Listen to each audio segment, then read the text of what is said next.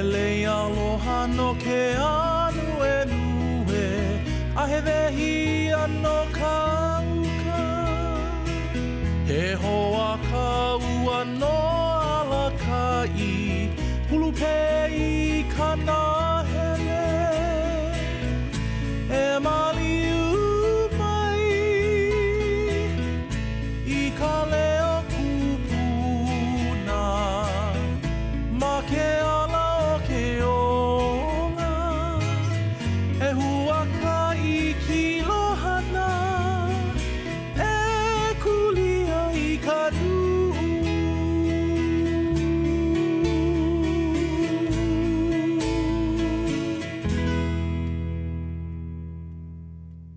Beneath the pastures on the slopes of Kohala Mountain lie the seeds of Keawe Vai, once a 520-acre native ecosystem that sustained life across Hawaii Island with food, medicine, and shelter. The Kohala Center is working to restore balance to the land and bring that forest back. It's a fitting place to meet Rich Matsuda, director of the ofKeck Observatory, whose life's work also seeks balance, weaving together engineering, science, culture, and community. You are the first Hawaii-born director of Keck, and I wonder what that means for you and what the significance is of that, do you think?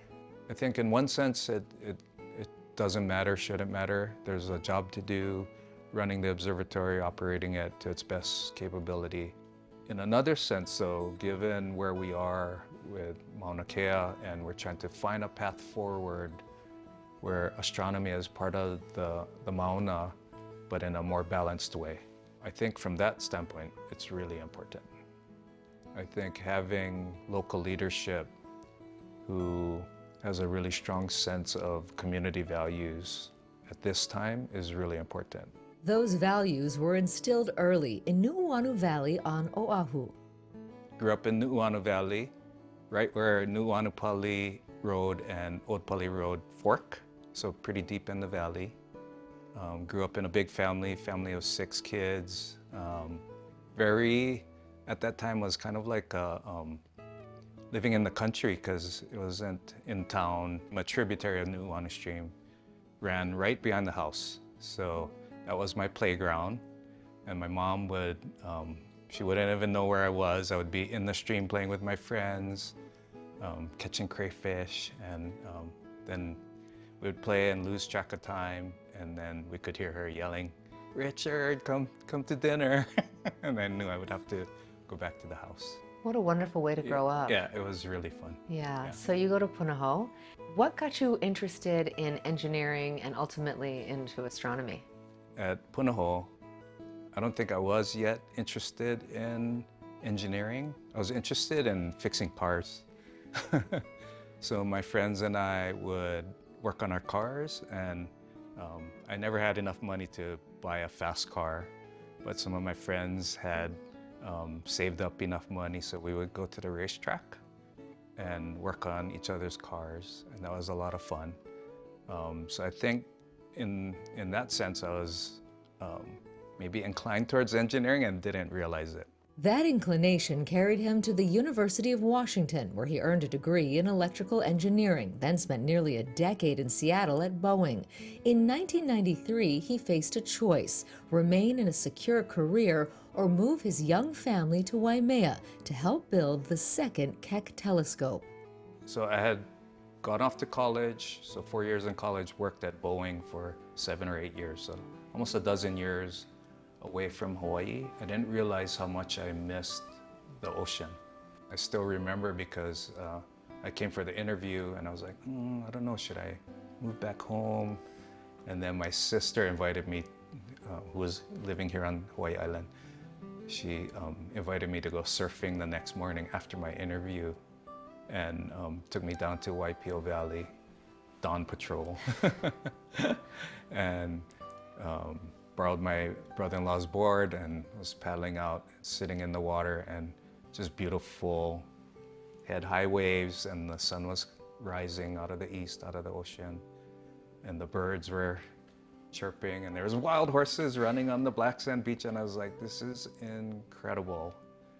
I think this is, like a sign to to come home. What is it about the telescope or the race car? What is it about those complex systems, an airplane, that you find so compelling? What makes you want to take them apart and put them back together? I don't know, I think it's the challenge of figuring out hard problems when there's not necessarily always a perfect answer.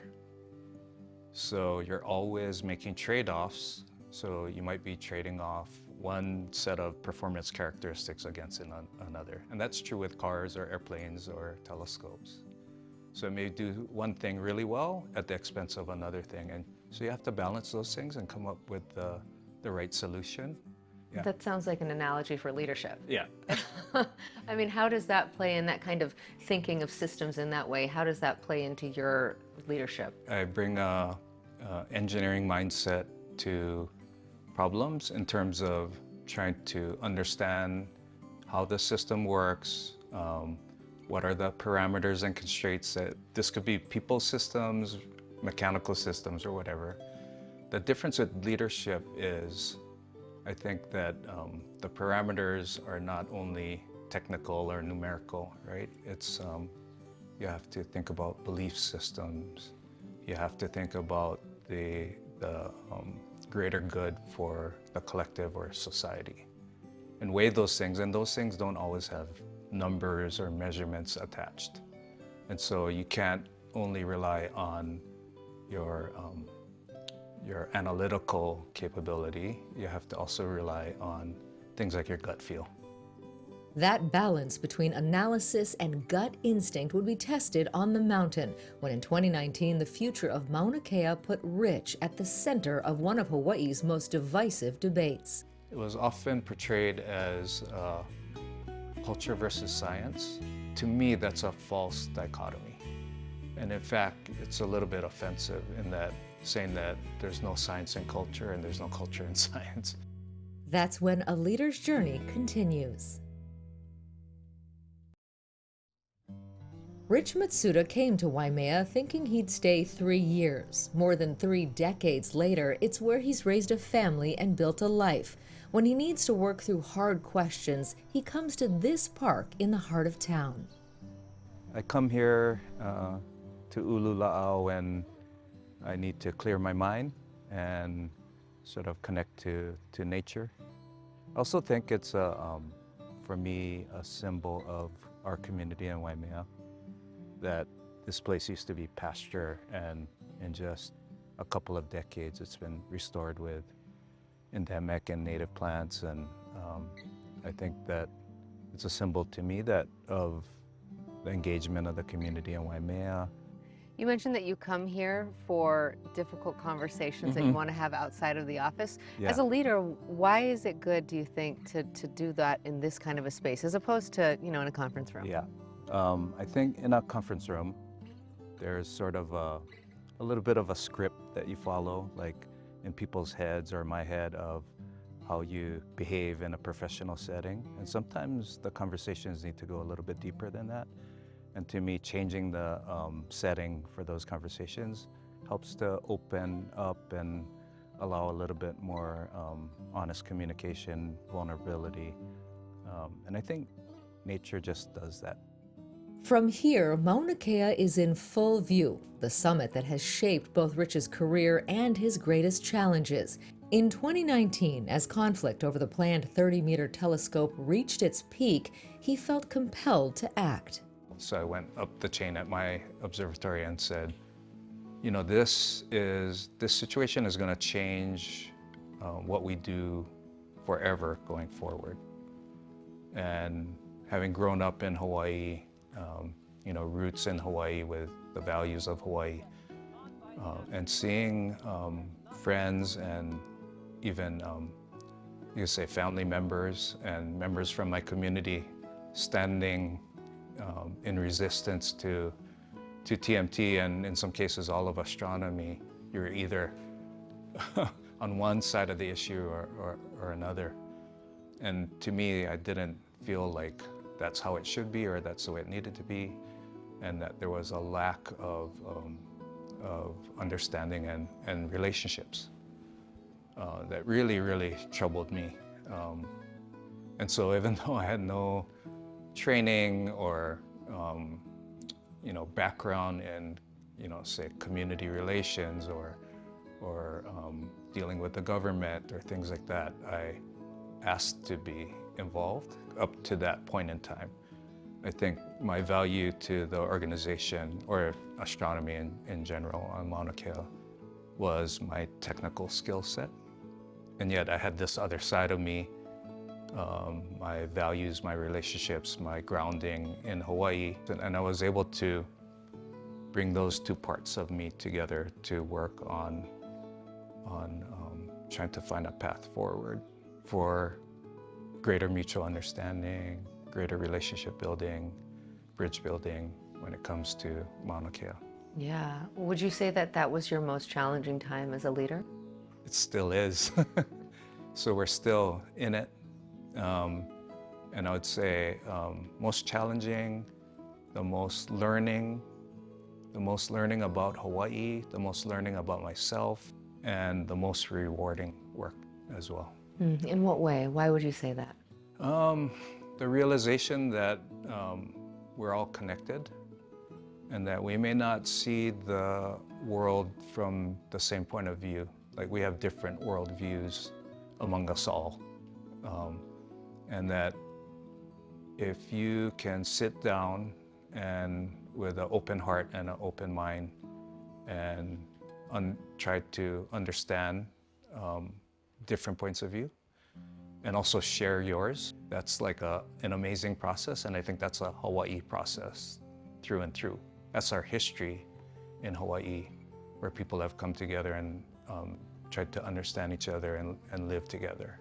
What was that like for you to be out there and to have, a lot of the community be angry with you and you're representing something that they don't like and that they don't want? In the very beginning, my reaction was defensiveness because, I'm so stoked about getting to work on this amazing telescope, and I'm thinking we're doing great things, studying science and sharing the knowledge with everyone. And so to have folks who are against that, I felt like, hey, how come, why is that happening? And initially took it personally and defensively, but once I decided I don't understand what's going on, I need to listen and try to understand better, then that defensiveness came down, my ears opened up, my heart opened up.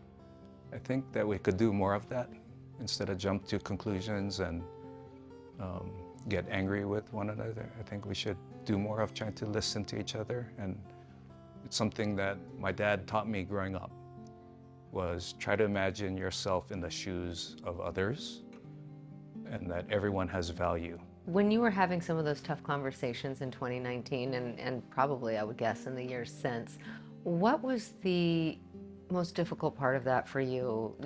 This sort of feeling of, I wish if they could only understand this, maybe they would understand. I know you talked a lot about how much you were listening, but what did you really hope that others understood about your position? In the media, it was often portrayed as culture versus science. And to me, that's a false dichotomy. And in fact, it's a little bit offensive in that saying that there's no science in culture and there's no culture in science, if you separate them that way, right?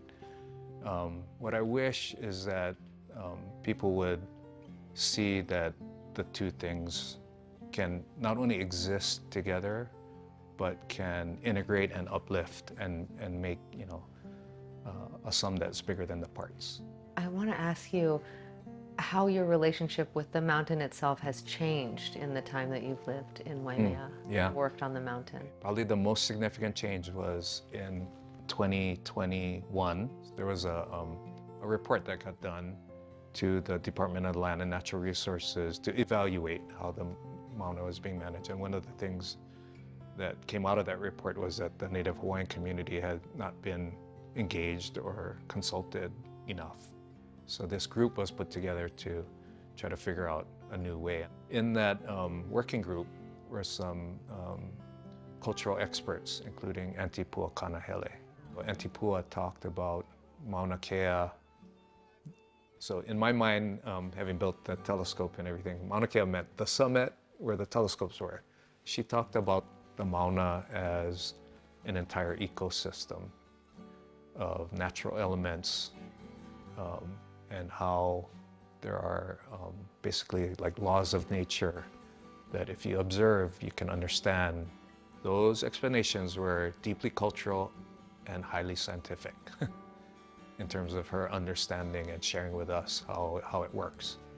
And to this day, when I drive to the Mauna, where before I would look up and see, are the observatories in the clouds? How's the weather up there? I look at the whole thing. I think about the way the wind is blowing and the way the clouds are forming and the water cycle and where the water falls and where it must go and what does that provide for in the environment and things like that. So the evolution of my thinking about the Mauna has really expanded. Still ahead, new uncertainties test Rich's leadership and remind him why discovery matters. The future of the 30-meter telescope is unresolved. For Rich Matsuda, there are new challenges that may be even more complex. Without delving too deeply into politics, we do know that the administration, the current administration in Washington has different priorities than the last one, and that has had a big impact on science across the board. I'm wondering how you're navigating this moment in science and science funding and the conversations that are happening. It's a really tough situation. It's a situation that I wish we weren't in, I think, and it's affecting so many aspects of science, so beyond astronomy. So this is an issue for science writ large in terms of federal support and leadership. The metaphor that I've been using is if we're sailing on a boat and we see a storm on the horizon and that storm is coming towards us and the boat is engaging the storm, you got to handle the storm, but you also got to think about where you're headed on the other side of that. One of the leadership mindsets I do is to mentally go to that other side and look back to today and say, what would I tell those people? What would I tell that community? Definitely stick together. Don't start fighting and tearing each other apart. Be sure of what your priorities are, what's most important, focus on that. It does feel like we are at such an inflection point when it comes to science that, you know, even before COVID, the conversations around science and facts and data were very different than fast forward to now, where science itself and the value of science is being questioned. And as someone who has spent his entire career in that field, what is that like for you? It's just really, really disappointing. And at the same time, we cannot let that define us. The tendency might be, you know, take shelter and clamp down. No, we got to have strong, positive vision. How do we do this, and how do we do it in even a better way? In Hawaii, we have such the opportunity for this. The conflict around Mauna Kea has taught us so much.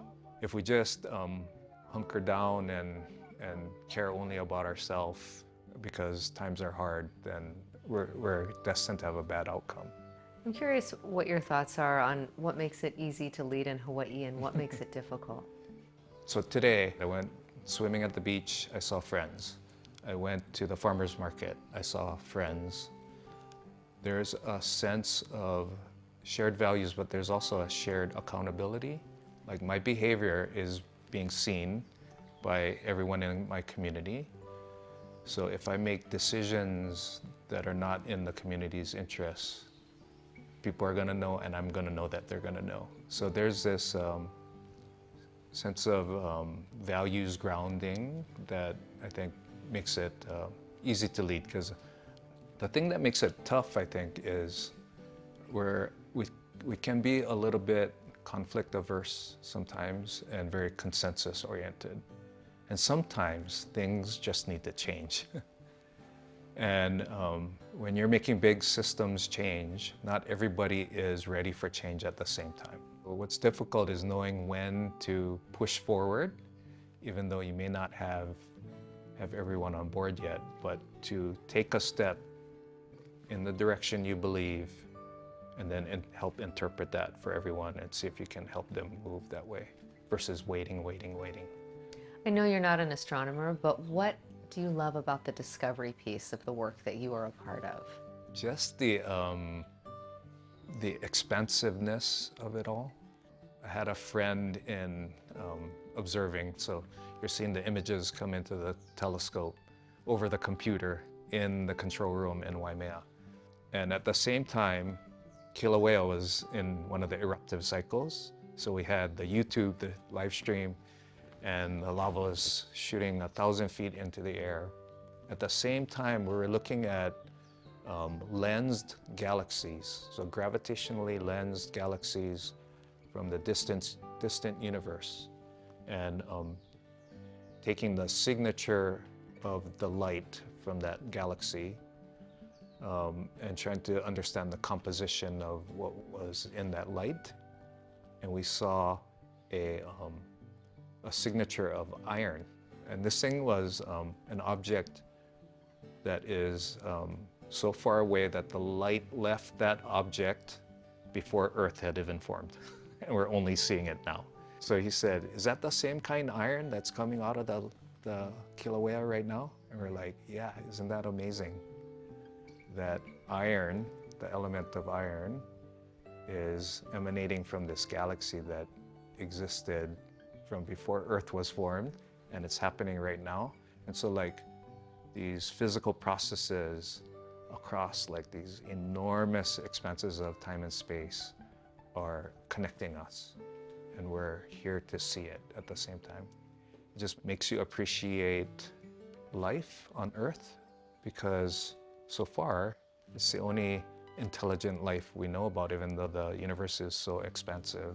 And we've learned there's many planets around, many stars out there. It's ubiquitous. But so far, as we know, the life we appreciate here on Earth is the only form of that we know of. And so it gives you a sense of cosmic humility, I feel like. That what we have here is so incredibly special. Being human, I think, is pretty unique. And so we should appreciate it. What a gift. Yeah. Oh my gosh. Yeah. I want to end, we always ask the same question, and that is to ask, what's the best piece of advice that you've received in your life? Part of what I did outside of work was coached basketball.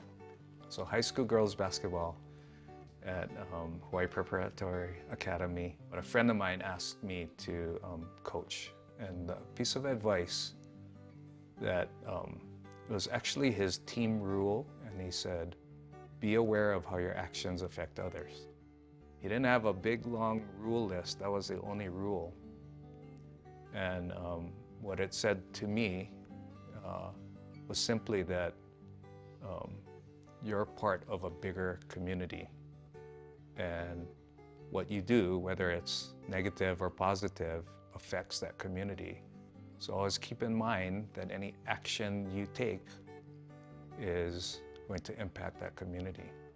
And so his voice is always in the back of my head. When I make decisions, I try to think through who it affects and how it affects them. From the summit of Mauna Kea to galaxies beyond our reach, Rich sees connection and understands that every action ripples outward. For A Leader's Journey, I'm Yanji Denise.